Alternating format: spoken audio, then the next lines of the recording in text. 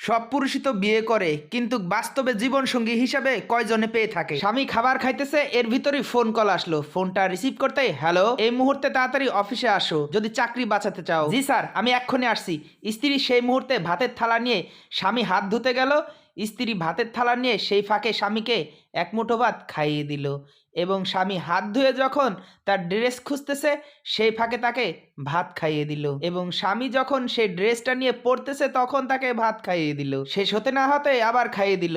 এভাবে যখন সে পুরো কমপ্লিট হয়ে গেল ড্রেস আপ, তখন সে খুঁজতে লাগলো গাড়ির চাবি। কোথায় গেল বাইকের চাবি? নাও, খেয়ে নাও আগে। তারপর মুখে ভাত দিল। আবার যখন বাইক এখানে ওখানে খোঁজাখুঁজি করতেছে, স্ত্রী তখন পিছনে থেকে দাঁড়িয়ে বলছে, নাও আর এক মুঠো খেয়ে নাও।